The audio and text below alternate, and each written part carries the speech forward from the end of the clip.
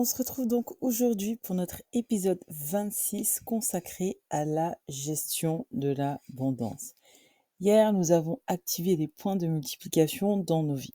Aujourd'hui, nous abordons donc un sujet crucial en cette saison, bien sûr, de moisson, de manifestation. Comment gérer avec sagesse cette abondance que Dieu déverse sur toi, va déverser sur toi.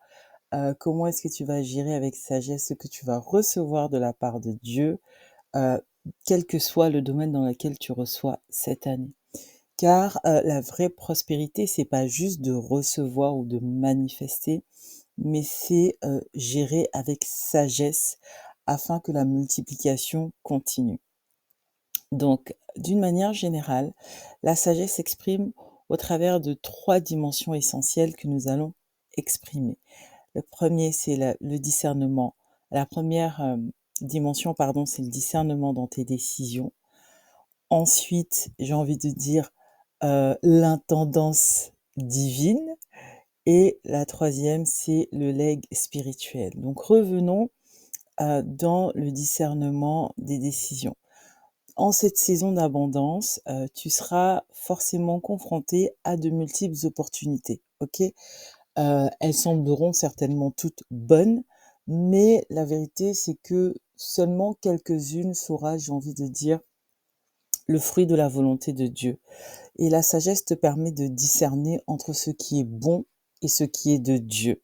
Pas juste ce qui est mauvais, tu vois. Il y a des bonnes choses dans lesquelles tu ne dois pas entrer parce que c'est pas le projet de Dieu pour toi en cette saison. D'accord? Donc, c'est vraiment de discerner entre ce qui est bon et ce qui est de Dieu.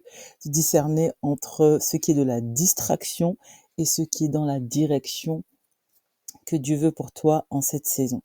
Il s'agit donc de travailler ta capacité surnaturelle à reconnaître les portes stratégiques que Dieu ouvre spécifiquement pour toi en cette saison.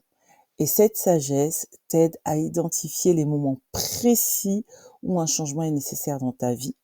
Elle t'aide aussi à évaluer les associations qui te propulseront vers ta destinée et à distinguer le timing parfait de Dieu et non à te précipiter à la manière de l'homme.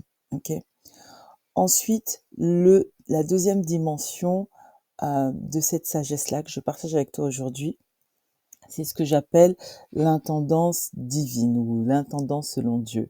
L'intendance divine représente ta responsabilité spirituelle dans cette nouvelle saison. OK?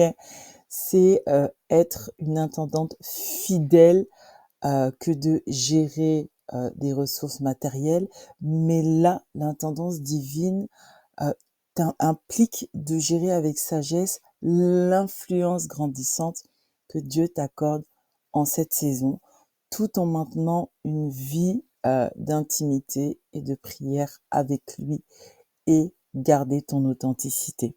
C'est vraiment comme l'art délicat de, porter, j'ai envie de te dire, l'autorité que Dieu te donne en cette saison avec grâce, tout en restant ancré dans l'humilité et la dépendance à Dieu. OK. La troisième dimension maintenant qui est celle du legs spirituel ou, de l'héritage générationnel que tu es appelé à bâtir. Alors, juste rapidement sur ce point-là, parce que c'est une image qui venait quand j'écrivais cet épisode, c'était de comprendre que oui, on a un héritage à léguer, sur les générations à venir, un legs spirituel à transmettre. Et l'image qui me venait quand j'écrivais ça, c'était le fait que souvent, quand on entre dans une relation ou dans un mariage, on dit souvent qu'on vient avec les bagages, des bagages qui nous viennent peut-être de nos parents, de nos relations passées. Anyway, juste pour te comprendre cette force-là, c'est que tu peux de manière intentionnelle choisir d'amener un certain type de bagage avec toi dans cette saison, dans tes nouvelles relations, dans ce mariage futur auquel tu te prépares. Et c'est pour ça que c'est important de parler de cet héritage générationnel que tu es appelé à bâtir maintenant. Le legs spirituel que tu construis aujourd'hui n'est pas simplement pour toi, mais c'est pour aussi celles et ceux, non seulement qui suivront tes pas, mais celles et ceux que Dieu envoie vers toi en cette saison ou dans les prochaines saisons. Hem, il s'agit de transmettre non seulement, oui, des biens matériels si tu le veux, mais surtout des principes de vie et les valeurs du royaume et des fondations spirituelles qui perdureront bien après toi, en fait. C'est un héritage qui se construit à travers, j'ai envie de dire, ce que j'appelle le mentorat intentionnel ou la transmission intentionnelle euh, dans la prochaine génération. Donc c'est pour ça que c'est important au fur et à mesure de ton parcours, de ce qui va t'arriver cette année et dans les années futures. J'anticipe déjà de documenter ton parcours, ta transformation, pour qu'à ton tour, pour que ce que tu vis aujourd'hui puisse inspirer les autres et bien sûr que tu puisses établir, selon la grâce de Dieu, des structures, des organisations qui continueront à impacter des vies longtemps après toi. En tout cas, c'est ce que je te souhaite par la grâce de Dieu. Maintenant, plongeons dans la vie de 3 femmes remarquables pour voir concrètement comment est-ce qu'on peut mettre en pratique ces 3 dimensions de la sagesse. Voyons d'abord l'histoire de Déborah. J'aime beaucoup ce personnage. Déborah, c'est donc elle était juge en Israël, elle était prophétesse et à la fois donc femme de foi. Et pour ma part, je vois dans son histoire, en tout cas l'histoire d'une femme qui a manifesté un discernement extraordinaire, notamment dans son leadership, ou ce que j'appelle parfois le leadership au féminin. Elle était authentique et sans se compromettre ni dans son appel, ni dans son essence, elle a juste, j'ai envie de dire, manifesté un leadership remarquable. Et ce que son histoire nous enseigne aussi, c'est que, quels que soient les rôles qu'elle avait, le leadership féminin moderne n'exige pas que nous imitions les modèles masculins, mais juste que nous embrassions la forme et la nature que Dieu nous a donnée. Je ne peux pas rentrer en détail sur ce point-là aujourd'hui dans cet épisode, mais par la grâce de Dieu, certainement, dans le podcast à venir, on ira vraiment plus en profondeur sur ce point-là. En tout cas, si tu peux regarder à ta vie, vraiment le discernement que Déborah a, comme je t'ai dit, tu peux l'appliquer aujourd'hui pour développer ton leadership à toi de manière authentique, pour arriver aussi à équilibrer entre vie personnelle et vie professionnelle. C'est quelque chose que mes clientes, en tout cas, me posent beaucoup comme question, comment je peux faire. Le discernement est là pour t'aider. Et il est aussi là pour t'aider à multiplier, à faire grandir ou à créer même ton impact dans la société sans te compromettre. Ok? La deuxième femme, en tout cas le deuxième exemple que j'aimerais voir avec toi, c'est celui d'Abigail, où en elle vraiment, aïe aïe aïe aïe aïe, son discernement, sa sagesse a été exceptionnelle et a permis littéralement de sauver des vies. Ok. Face à une situation de crise, elle était mariée donc à Nabal, qui n'était pas un homme sage et qui s'apprêtait à dire des choses compliquées. On va dire ça comme ça. Et en fait, c'est comme si une guerre était potentiellement en train de se préparer devant ses yeux quand elle regardait en fait l'attitude de son mari. Et face à cette situation de crise, elle a su naviguer avec une intelligence diplomatique remarquable. Et la vérité, c'est que son histoire nous montre comment gérer des situations délicates avec grâce et sagesse dans nos environnements, que ce soit dans ton environnement professionnel, que ce soit dans tes relations, dans ta famille, si tu es marié avec ton mari, dans ton foyer. Bref, on voit que la sagesse d'Abigail peut être empruntée pour nombre de nos situations dans notre vie moderne, dans notre vie quotidienne concernant la gestion de situations de crise, la gestion de situations délicates. Elle nous apprend aussi beaucoup sur l'intelligence émotionnelle et nous apprend aussi à naviguer dans les transitions de vie. Mais encore une fois, je pense que je consacrerai un épisode particulier du podcast sur la sagesse qu'a développée Abigail. Et je vais prendre un dernier exemple de la parole, celui de Lydie.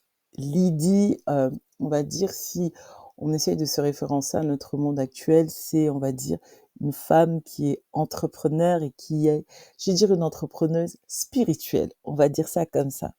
Lydie, c'est vraiment comme l'archétype de la femme d'affaires dont le cœur est ouvert à Dieu. Elle représente, je trouve qu'elle représente bien en fait la femme moderne, pardon, qui excelle dans les affaires tout en maintenant une sensibilité spirituelle aiguë. Et c'est ce que je te souhaite si tu veux, peut-être que tu es dans une saison où tu veux développer ton business, ton ministère, anyway. Mais vraiment d'être cette femme à la fois qui excelle sur le plan pro, dans la carrière, dans le business, dans le ministère, dans les affaires, mais qui garde une sensibilité spirituelle aiguë, qui garde une acuité spirituelle opérationnelle. Ok? Et son exemple nous montre comment utiliser notre influence comme une plateforme pour le royaume, en fait. Et ce qui est fascinant chez Lydie, c'est sa capacité à transformer son succès en impact spirituel. Elle n'a pas simplement ouvert son commerce au monde, mais elle a ouvert sa maison à l'église qui était en train de naître, ok? Et son legs nous enseigne comment transformer notre réussite en héritage spirituel. Comment aussi utiliser stratégiquement ses ressources pour créer un impact durable. Et aujourd'hui, en termes d'exercice, ce que je te propose aujourd'hui, c'est de faire, j'ai envie de dire une forme de review, ok? Une forme de review de comment au jour d'aujourd'hui ou dans ta situation actuelle, tu peux utiliser cette sagesse développée par ces femmes-là qu'on a vues et les intégrer dans ton système actuel. Juste ça. Donc, s'agissant du discernement pratique, ce que je t'invite à faire, c'est d'évaluer les décisions que tu prends actuellement, comme lister les opportunités qui sont devant toi et noter les points nécessitant une clarté divine. Par exemple, tu peux, dans les différents domaines où tu sens peut-être la tension, de la confusion, te poser ces questions-ci, savoir si cette opportunité s'aligne avec ta vision ou la vision que Dieu t'a donnée. Est-ce que, par exemple, ce partenariat renforce-t-il ton appel ou est-ce que la décision que tu t'apprêtes à prendre construit ton futur, en fait. Construis ton futur. Le futur aligné, bien sûr, avec la volonté de Dieu. Ensuite, sur tout ce qui est responsabilité spirituelle, intendance spirituelle ou divine, ce qu'il faut que tu évalues, j'ai envie de dire, c'est ta structure d'aujourd'hui, tes routines avec Dieu, ta manière, j'ai envie de dire, ta manière de t'ouvrir à ce que Dieu aussi veut et ton plan de croissance spirituelle. La question que tu peux te poser, c'est de savoir comment aujourd'hui tu protèges ta vie spirituelle, quels ajustements sont nécessaires et ton système de support est-il efficace? Ok. Le troisième point concerne l'impact que tu veux avoir dans ton environnement et sur le plan générationnel. On en parlera aussi un peu plus dans l'épisode suivant, l'épisode 27. Mais l'idée ici, c'est de comprendre quel héritage spirituel tu veux laisser, de savoir comment est-ce que comment ton parcours peut inspirer aussi les autres et en cette saison, quelle position tu peux adopter pour être dans la transmission, ok? Et qui peux-tu mentorer? Quel type de personne tu peux mentorer? Quel type de personne ta vie peut bénir en cette saison? Une fois que tu t'es posé toutes ces questions, prends le temps de prier aujourd'hui et juste de demander au Seigneur tout simplement de nous accorder la sagesse pour discerner, la grâce pour administrer et la vision pour impacter les générations. Seigneur, en cette saison, active en nous le discernement comme tu l'as fait dans la vie de Déborah. Remplis-nous de sagesse comme tu l'as fait pour Abigail et accorde-nous la grâce d'exercer et d'impacter notre environnement comme Lydie l'a fait en son temps. Seigneur, que nos décisions d'aujourd'hui créent un véritable héritage pour demain. Au nom de Jésus. Amen. Yes. En tout cas, demain, nous explorerons comment maximiser notre impact générationnel dans l'épisode Impact générationnel. Ne manque pas cette révélation cruciale pour la transmission de ton héritage et je te dis à demain.